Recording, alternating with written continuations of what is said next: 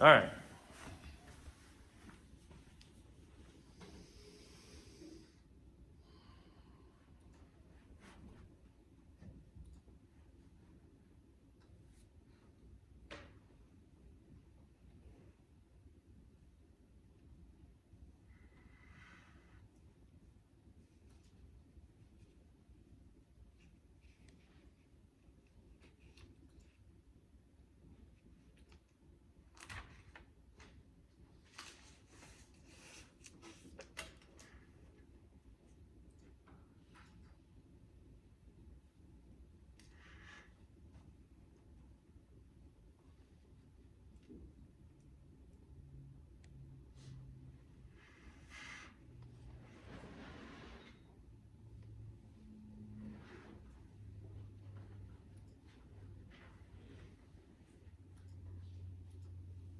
Alas.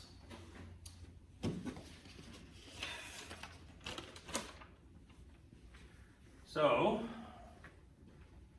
last time we were in Mesopotamia, we looked at Egypt, beginnings of the next great civilization in ancient history would be in the Indian subcontinent. Much of what we know about, as we'll see, Harappan civilization comes from archaeological ruins at sites like Mohenjo-Daro, the city of the dead. So, what do we know? This will become a theme here today. Well, not a whole lot, and why is that? We seem to know quite a bit comparatively about, say, ancient Sumerian civilization, Egyptian civilization. So why is this a little bit darker to us, so to speak? First things first, though, geography.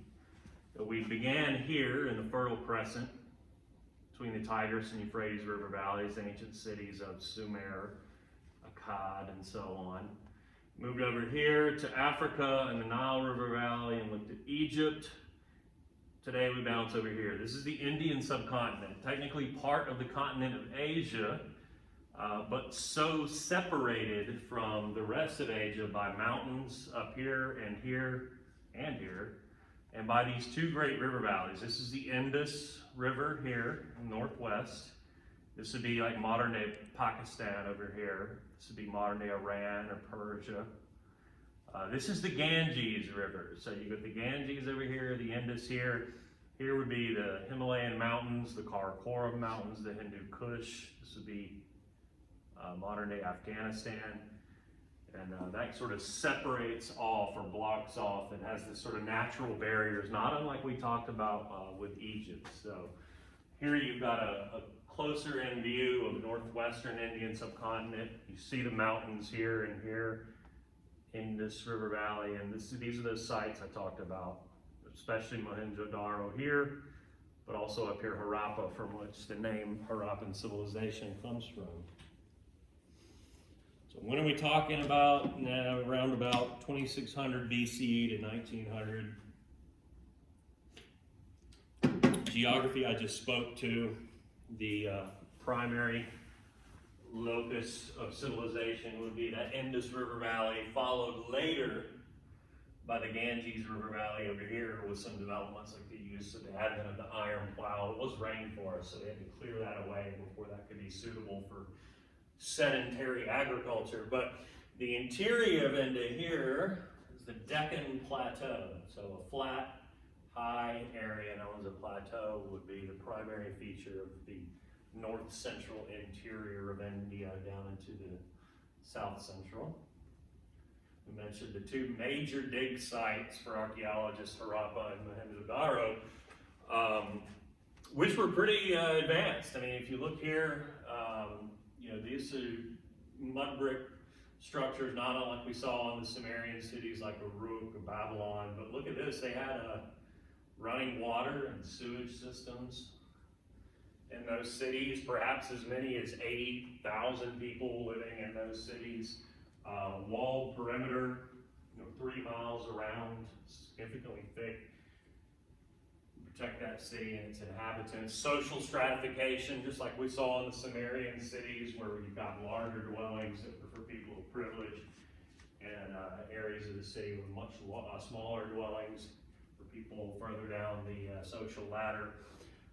Beyond that, beyond what we can discern from these archaeological sites, which would be the work of archaeologists and not historians, archaeologists dealing in artifacts, what do historians deal in? Primarily, I mean, the last 30, 40 years, historians have really broadened out their source base, but, you know, primarily speaking, what do historians work off of? What are our sources? The written word, documents, right? And in this case, we have not deciphered the language of these people. We've not deciphered their pictographs. So if you want to do, you know, the next great breakthrough work in ancient history and archaeology, you know, set your life's work to deciphering the pictographs of the Harappan people. So if we can't, you're going to see this when we move to Greece too. When you cannot decipher a people's language, it makes it much more difficult, obviously, to delve into the depths of their society and culture, and such would be the case here. What else? Little evidence in this case that there was like one powerful singular ruler of this region, like a Sargon, like we talked about in ancient Samaria. Probably more a situation of a coalition of these city-states. Their economies were primarily agricultural outside of those 40-foot thick city walls, growing primarily probably rice, grains, barley, wheat, peas, possibly cotton. They traded, we know, with those Sumerian cities, mostly via the Persian Gulf, which you see to the west of the Indian, to the west of the Indian subcontinent, Arabian Sea. Persian Gulf is here. So seaborne trade from the area around the mouth of the Indus River up the Persian Gulf and to the Sumerian city-states up here. Things like pottery made of red clay, sophisticated sculpture they produced, what we call terracotta, copper figurines and things like that. Why did this civilization decline? Again, you know, we'd have a better idea if we could discern their writing system, but there are theories. At one point in time, the prevailing theory was that these people were more or less slaughtered by an invading people that we're about to look at, known as the Aryans, from further north in Central Asia. In fact, as I mentioned earlier at the very onset, Mohenjo-Daro means city of the dead. So there was some calamity that befell these people at some point in time. That being said, it is no longer thought that the Aryans simply swooped in and massacred these people. In fact, it's now believed that these people were already in catastrophic decline by the time of the arrival of the Aryans. It's the thinking now is that the Aryans themselves, once they become the dominant peoples of the region, developed or certainly fostered the idea that it was they who swooped in and more or less conquered these people. But again, now the thinking is that there was some other reason for their catastrophic decline that preceded the arrival of the Aryans.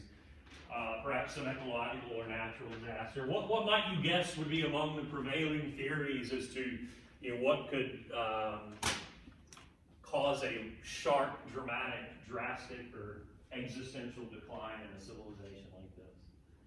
One of them I can think of that maybe if I'd asked this a year ago, it might not be in the forefront of your mind, but sure as shit ought to be now. After what we were still living through, why do I have a mask on my face? That there could have been some pestilence, some epidemic that befell these people prior to the arrival of the Aryans. That's a prevailing theory, well, not a prevailing theory, but one of the theories.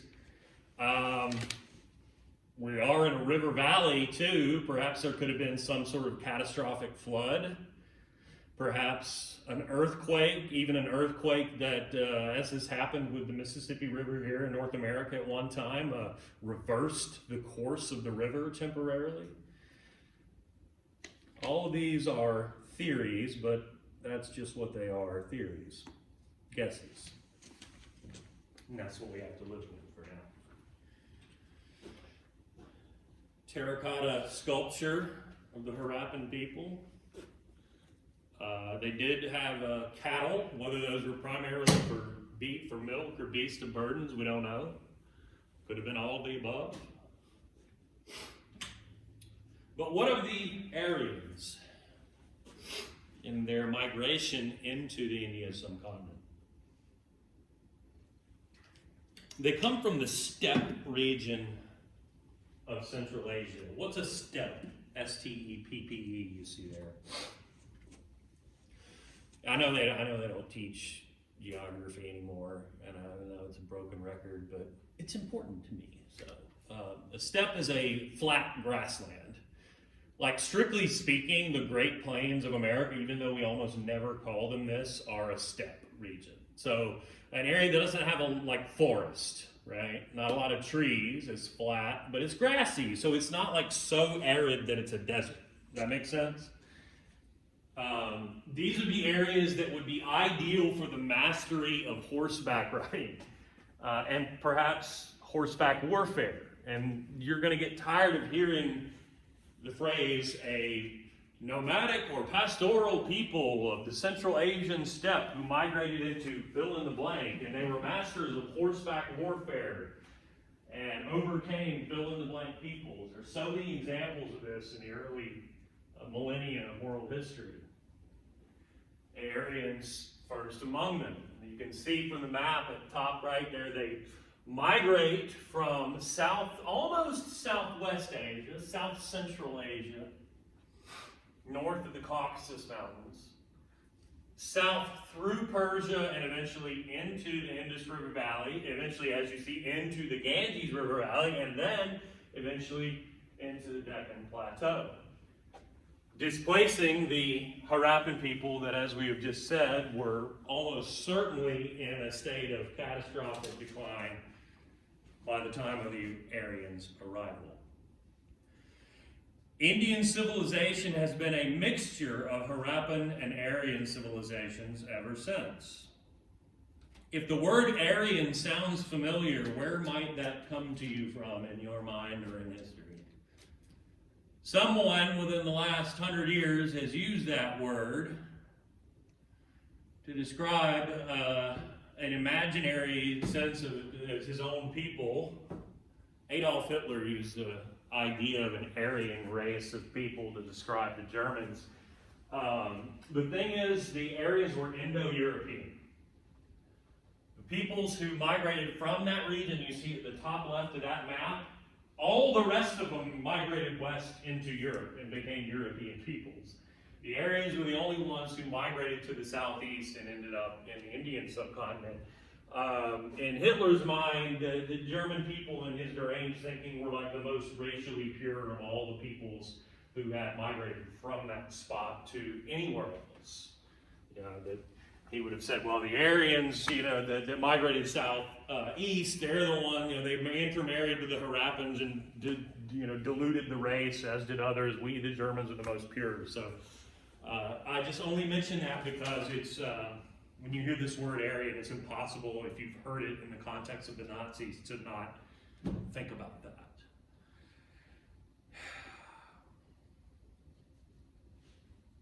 So I mentioned that these are a pastoral people. What does that mean? That means that they were nomadic. They were, prior to their settling in the Indian subcontinent, it means they were not settled. It means they were not engaged in sedentary agriculture. If you're a pastoral people, you follow around herds, as herds of cattle in this case especially. So, in their migration into the Indian subcontinent, they eventually abandoned that pastoralism for sedentary agriculture. So when they get to India, they do indeed eventually settle down. They invented, we believe, the horse-drawn chariot for use especially in warfare. They may well have also invented the stirrup, allowing for greater ease and grace of horseback riding, and especially in warfare.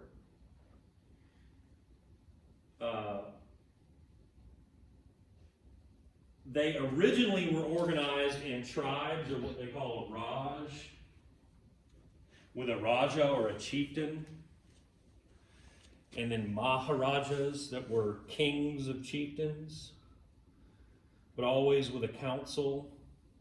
When they abandoned that pastoral way of following around the cattle herds, though, and took up sedentary agriculture,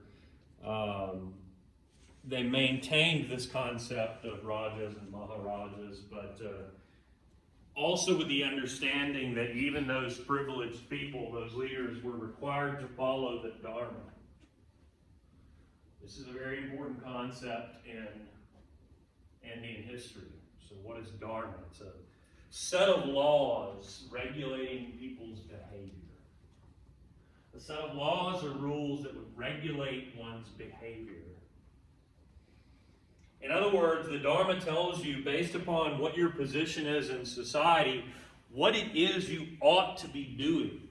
What is your duty, almost, would be a good way to translate it, based upon who you are.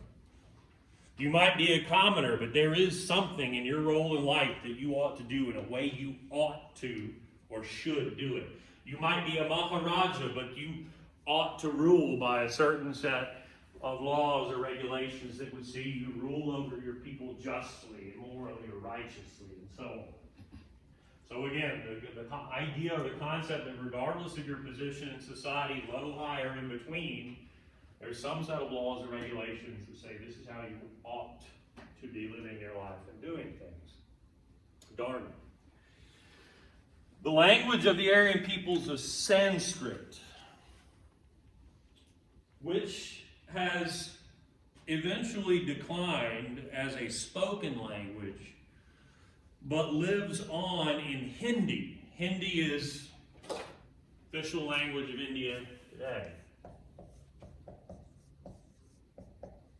Hindi is an ancestor, or not an ancestor, a progeny. It's a child of Sanskrit. Not unlike many of the languages of Europe today, and in part English, being descendants is the word I was going for, of Latin. Hindi is a descendant of Sanskrit, which is a language that we have deciphered. And so we know a lot more about Indian civilization post-Aryan migration than we did before, because we have not deciphered the pictographs of the Harappan people.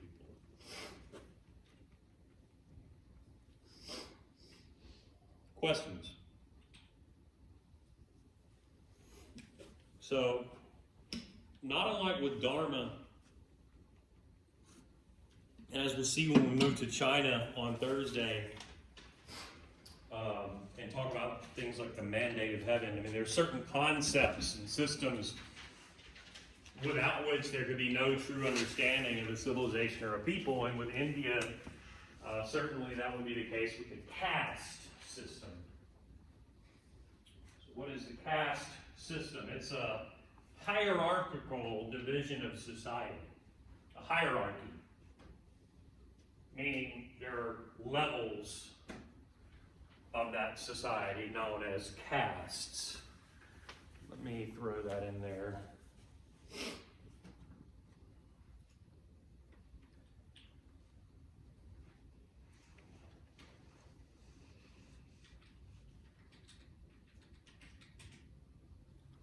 Thanks, autocorrect.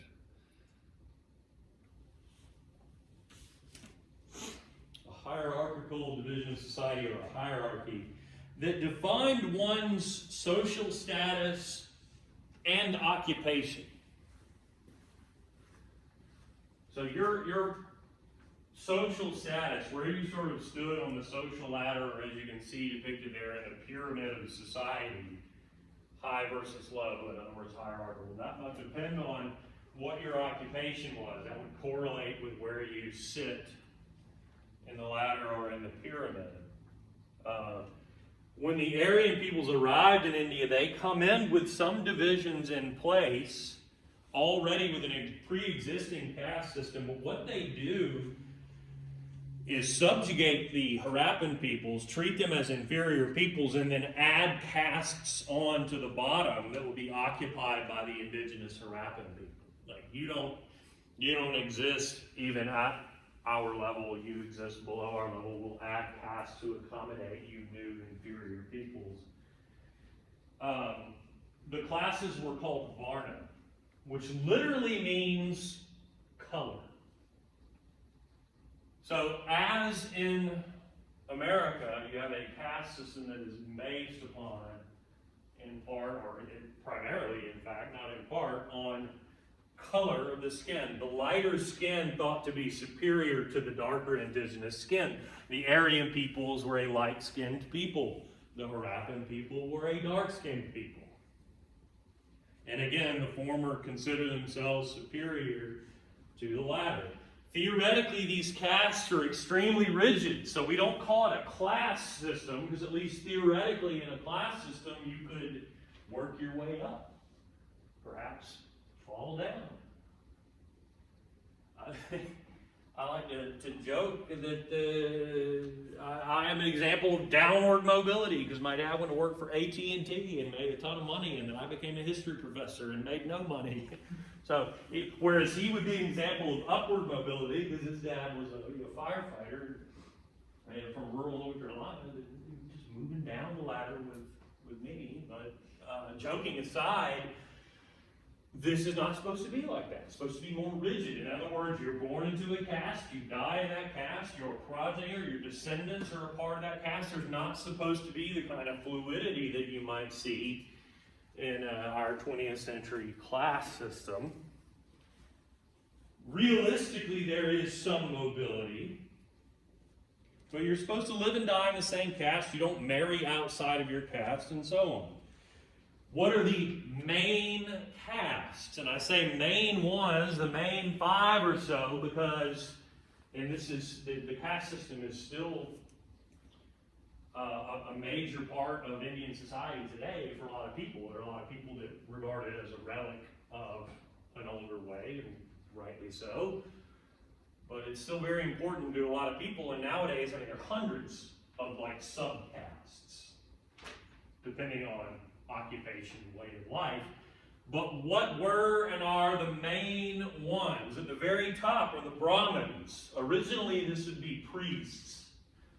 We're going to talk about Brahmanism, the original religion of the Aryan peoples. Brahmanism, which is a predecessor to Hinduism. The priests of the Brahmin religion, the Brahmins, were the original tip-top of the caste. That would grow to include, in later centuries, also scholars. So it's funny that I just gave that anecdote about me being a downward social mobility when, in an older time in another place as a scholar, you would occupy some very, very privileged position. Things have changed. Below that, Kshatriyas, originally warriors, the warrior caste. Warriors, and as you see listed there, kings. This would later grow to encompass officials of the administrative state. So just as originally Brahmins meant priests, but came to encompass scholars, originally Kshatriyas included warriors, but later too, high officials of the state, or the government. Now, below that, we're getting into, as the pyramid would suggest, the further down we go, the more people that these castes would encompass. Very small elite of priests and academics, and then below that, warriors, kings, and officials. And below this, Vishya, which essentially mean commoners, and would include merchants, artisans, craftsmen, land-owning farmers, even. People of some means, but generally common.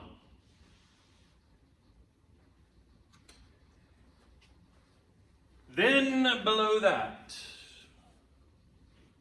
we get into the Varnas, the castes that would begin to include people of Harappan descent, including the Sudras, which is mostly peasants, laborers, peasant farmers, as in not landowning farmers that worked on someone else's land, or laborers in the city.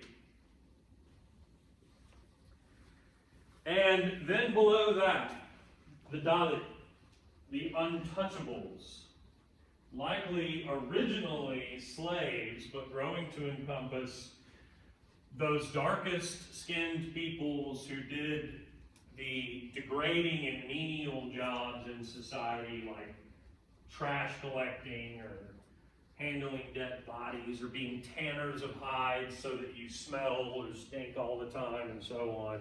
Street sweepers and what have you, people who clean latrines and whatnot, whose very presence was considered to be polluting, who were shunned. Look at bottom right. Untouchables surrounded by street dogs, being shunned by people of upper caste whose skin is noticeably in that rendering much lighter than that of the Dalit or the untouchables. Subject to persecution and violence in Indian society. Questions?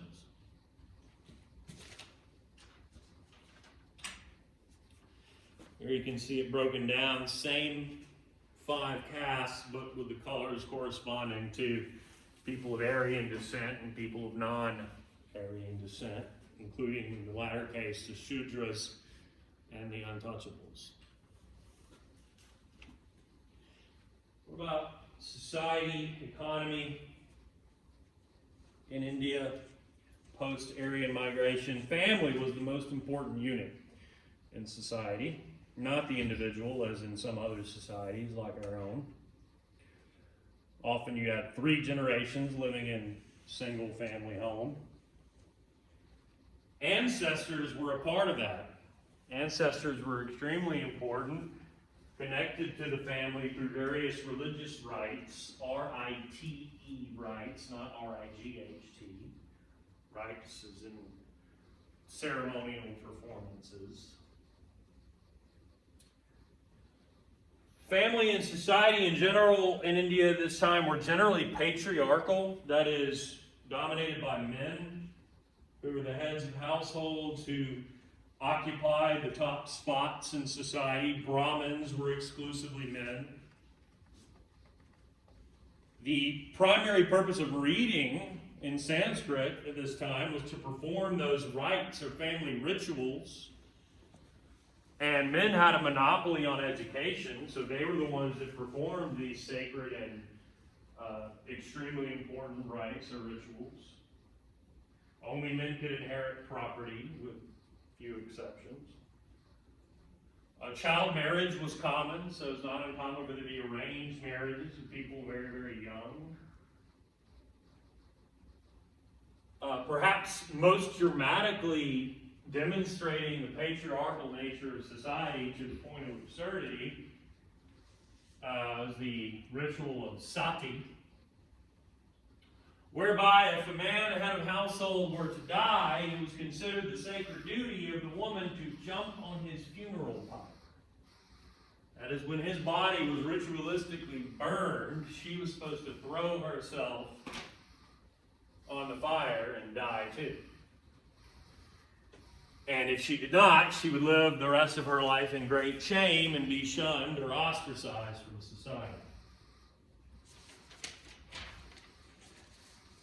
Economically, these people were, unsurprisingly, primarily agricultural, assisted by, as alluded to very early on, the use of the iron plow, which these people probably learned of and adapted from the Hittites, as we saw the same being the case in Egypt. Dying cat's back. You hear it? So they had advanced irrigation as well. I mentioned they're able eventually to migrate to the east and into the jungles of the Ganges River Valley with the use of the iron plow to clear that jungle and make that suitable for cultivation, to expand from there south into the Deccan Plateau.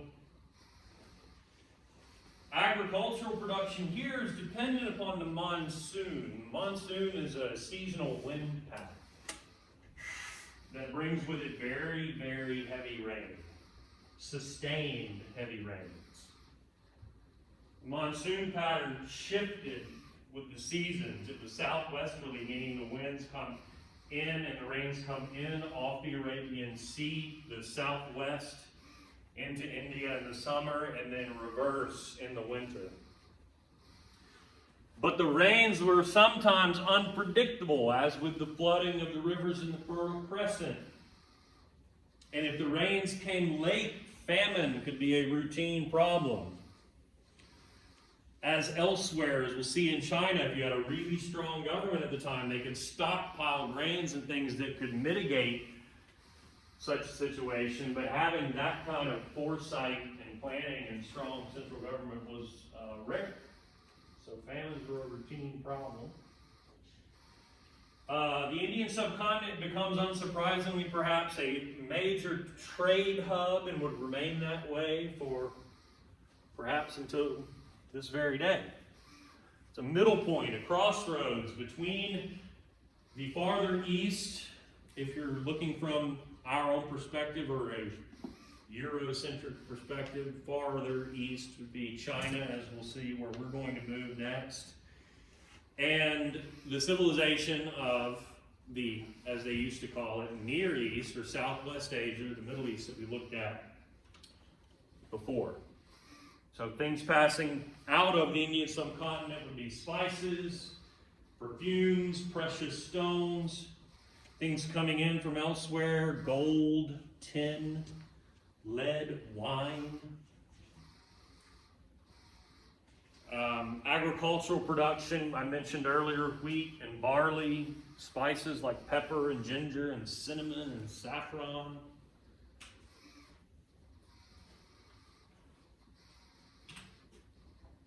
I mentioned too earlier Brahmanism, the religion of these people, which would later morph into Hinduism. Brahmanism is a polytheistic religion, meaning multiple gods.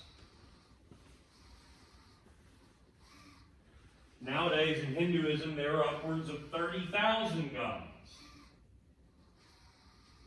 Associated with various forces of nature, the major gods were things like fire and thunder and fertility and wealth, similar to the Greeks, which is perhaps unsurprising if you consider that they are also the Greeks of Indo-European origin. The world's oldest religious text still in use in Hinduism is the Rig Veda, which dates to around 1500 or so BCE, consists of more than 1,000 hymns used in religious ceremonies. And there are 3 other Vedas too that contain instructions for ritual sacrifices and other ceremonies to be performed in the Brahmin religion. The language of the Vedas is Sanskrit, of course. It is also the language of the Upanishads, which are passed down orally and eventually recorded. The Upanishads are commentaries on the Vedas from circa 500 or so BCE.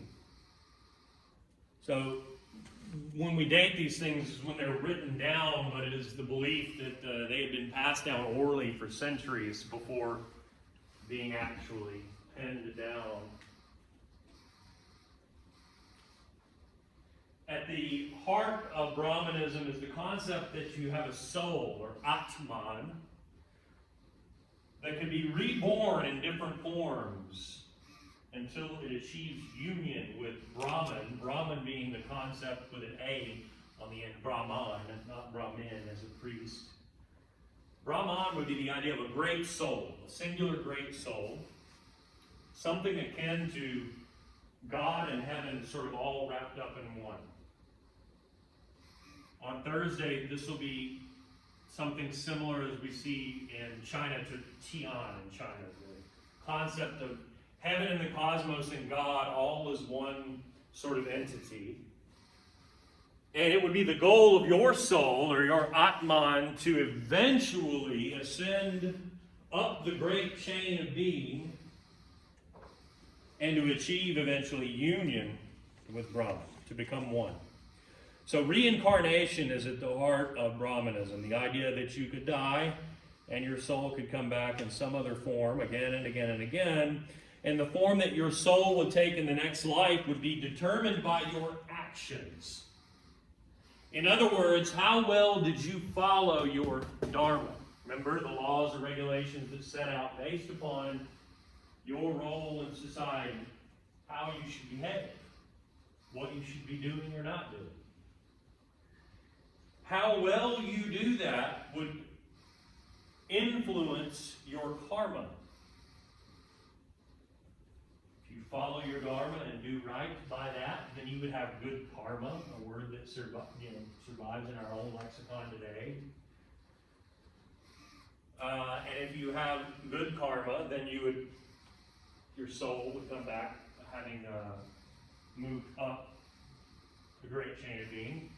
You could move up in terms of the caste system. If you were a commoner, if you were among the Vishya or the Sudras, and you had really good karma because you followed your dharma based on your position and you did right by that position in life, you might be born in the next life into a higher caste, right? Just Kshatriya or Brahmin. If conversely you had really poor karma, you might go down from the Kshatriya class into Shudra, or perhaps even into the untouchables if you had really atrocious karma. You might come back not even in the human chain of being. You could fall down into the animal world. There is even a hierarchy of animals with cattle, cows on the very top. Sacred position in the history of the Aryan peoples in India.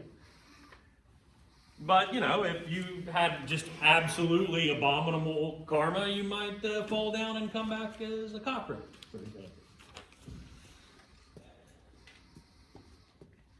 And you would have a hell of a lot of work to do to work your way back up. The core of these beliefs are set out in historical epic poetry. Historical epic poems, we talked about epic poetry, long poems that have a narrative or tell a story that has some deeper meaning when we looked at the Epic of Gilgamesh last time. Here, the most famous epic poem would be the Mahabharata. Mahabharata has 90,000 stanzas on a war for control of the kingdom. So its subject matter is not dissimilar on a face reading from the Epic of Gilgamesh. First written down around 100 BCE, but again, as with the Rig Veda and the Upanishads, the story is from much earlier and had been passed down orally for hundreds of years. So the story itself, the subject matter, perhaps was sometime around 1000 BCE. The most famous part of the Bhagavad Gita the Mahabharata is the Bhagavad Gita. The Bhagavad Gita is a specific portion of the Mahabharata which tells of Krishna.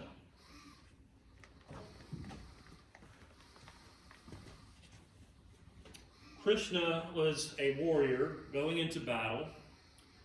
And at the heart of the Bhagavad Gita is a conversation that he's having with his chariot driver. He's going into this battle knowing that they are badly outmanned and that they're going to lose. And he debates whether or not he should continue on into said battle. And it is prevailed upon him by the chariot driver that, hey, think about who you are. Krishna, you are a warrior going into battle. You're kshatriya. You're a warrior. What do? You do your duty. You go into battle. It does not matter what the outcome will be. Losing this battle or what you perceive as being a lost cause, that's irrelevant. What is important is the dharma or the way, and you're a warrior and you fight, and that's what you do, and whether you win or lose is irrelevant to your duty to go and do that. So it would be within your dharma or your way to go and fight this battle regardless of what's going to happen, and that would be what would influence your karma, not whether you go in there and lose or not. Does that make sense? It's in the fighting where the value lays, not in the winning, because you're a warrior. And the same would apply to anyone. It's not the outcome, but in the way that you choose to do or not do things. That's the dharma. And so the Bhagavad Gita impresses upon followers of Brahmanism and later Hinduism that concept at the heart of this belief system. The role of moral righteousness and always doing the right thing regardless of the likely outcome. What about some detractors, those who would sort of branch off, if you will, from Brahmanism and later Hinduism and add their own sort of wrinkles or elements? Jainism.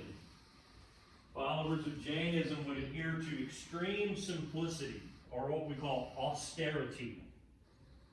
No material possessions, and an adherence to nonviolence all the way down to the level of refusing to, say, for example, kill insects because of the effect that that would have on one's karma. Asceticism. What do ascetics adhere to? Severe self-denial and avoidance of all forms of pleasure or self-indulgence, even to the point of self-punishment. There are aspects of Hindu asceticism that evolve eventually into yoga, which has been in the West sort of whittled down simply to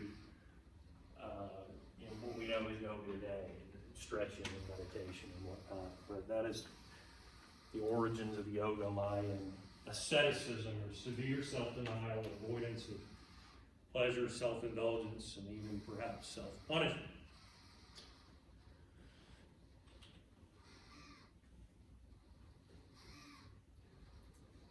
Around the 500s BCE, a new philosophy begins to assert itself in the Indian subcontinent to rival Brahmanism and later Hinduism. In fact, you might even consider it a sort of reformist Hinduism or Brahmanism. Its founder is Siddhartha Gautama, otherwise known as Buddha, who had been raised by a wealthy Kshatriya family in the Himalayan mountains, who eventually abandoned his family and his village and went wandering in search of the cause of and cure for human suffering. Why do we have human suffering? So searching goes Siddhartha Gautama, who determines that pain and poverty and sorrow, that all these things are caused by our attachment to material things. And in order to avoid, therefore, pain and poverty and sorrow, we had to overcome that attachment to material things and reject the material world. And if we could do that, perhaps we could attain bodhi or wisdom and maybe eventually find nirvana. Nirvana being something akin to that union with Brahman that Brahman would speak of. Bliss in the ever after. There are similarities, of course, to Brahmanism. The concepts of reincarnation are there. The concept of karma is there. The insistence on a life of simplicity, as in Jainism, would be there. Nirvana, as I said, was similar to the concept of the Brahman union. But there are differences as well. There are no priests in Buddhism. There's no institutional church whatsoever. There is no worship of deities at all, really, at least initially. Later, against the wishes of Buddha, some would come to venerate and to worship him. He insisted that this not be the case, but in later centuries it would come to be so. But there's supposed to be no worship, no deities, no gods at all. It's all about the individual's journey to attain bodhi or wisdom and to eventually attain nirvana. Perhaps most important of all, Buddha rejected the caste system. He believed that human beings were equal at birth and equally capable, most importantly of all, of achieving nirvana in this one very life. You didn't have to work your way up the caste system ladder to get closer and closer and closer. If you did things by the right way, it was theoretically possible that you might achieve nirvana in this one life alone, regardless of what caste you were in. So there's a leveling element, an egalitarian element to Buddhism that would be utterly out of place in Brahmanism and Hinduism. And Buddha would speak of the Four Noble Truths. The idea that, one, life is suffering. That's what drove him out to wander in the first place, right? What is the cause of human suffering? Life is suffering, one. The cause of suffering is desire. It is our desire that leads us to disappointment and suffering. The cause of that suffering is desire. 3, you can end suffering by ending desire. So these truths kind of flow out logically one from another. You can end suffering if only you would end desire. So then the key question would be, how do we end desire? Well, remember what I said, by rejecting materialism. Doing away with our attachment for material things. And following, as Buddha would say, the middle path, somewhere between the pursuit of desires and material things, and on the other extreme, as with the ascetics, the pursuit of pain. There has to be some sort of middle way. To seek instead righteousness in all things. Righteousness in knowledge, right purpose, right speech and conduct, right effort and awareness, right meditation, livelihood, so on. His followers spread his message and his philosophy throughout India in the 400s BCE, building monasteries, temples. Buddhist monks and nuns proliferate all throughout the continent, subcontinent as it were, as bodhisattvas too. A bodhisattva is someone who had come very, very near to, if not having achieved wisdom, but rather than electing to ascend to nirvana, had elected to instead stay here in the physical world and help others to achieve bodhi or wisdom. Bodhisattvas. Another word, I guess you would say, for enlightened individuals. Questions about this or anything else?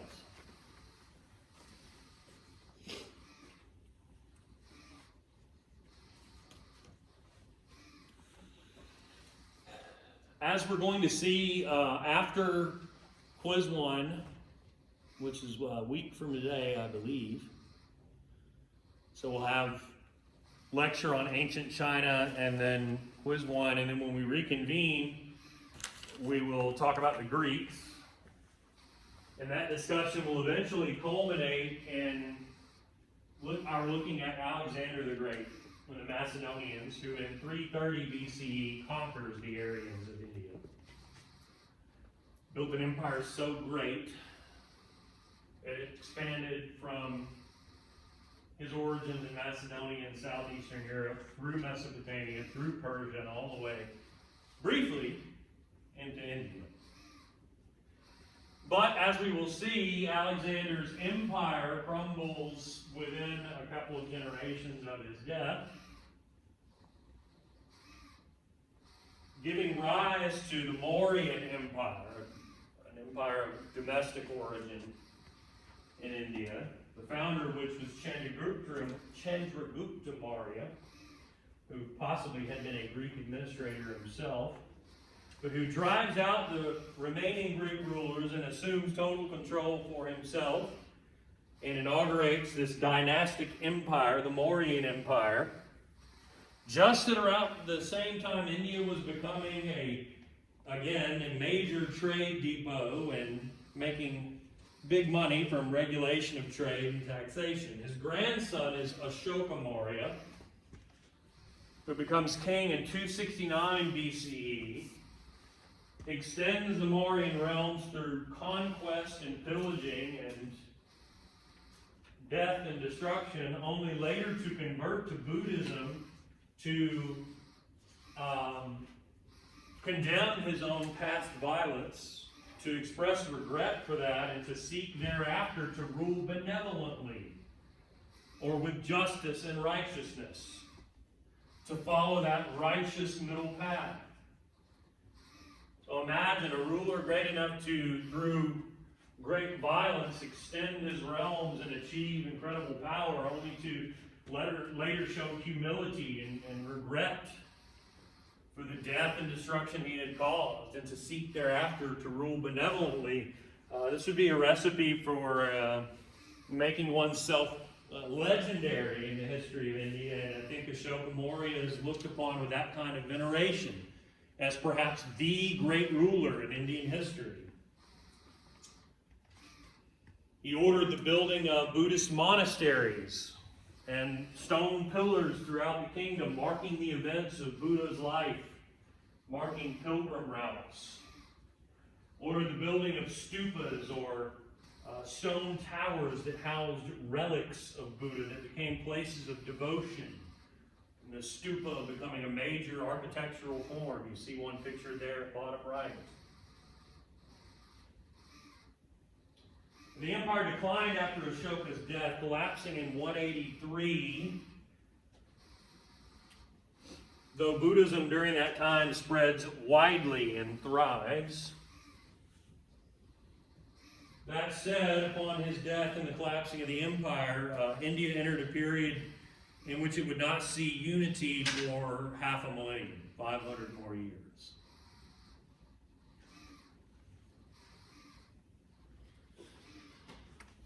Something I aimed to do but did not. I just want to impress upon you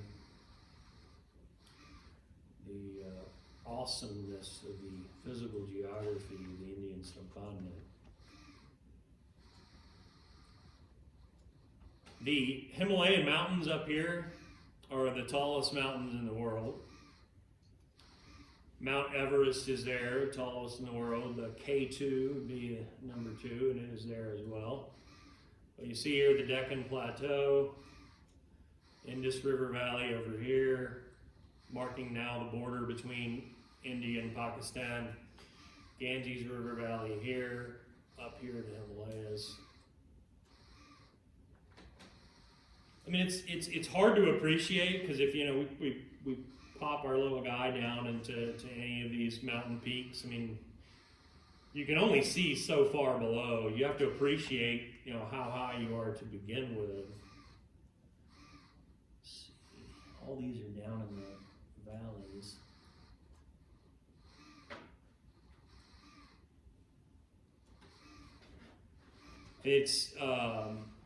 It's so high up, you have difficulty breathing. People die all the time ascending Mount Everest, because at the very, very summit, you have to have additional oxygen just to be able to breathe there. Period. The air is so very thin. But we'll look at this again when we get to China next time. That disk drive is absolutely killer, man. Absolutely atrocious. I wonder, can we get to, I mean, just, you know, I don't have to act like I know where I can find everything. Yeah, there's the summit. Look at the line of people waiting to get to the summit. They only open it up at certain, that final ascent is only open like at certain times.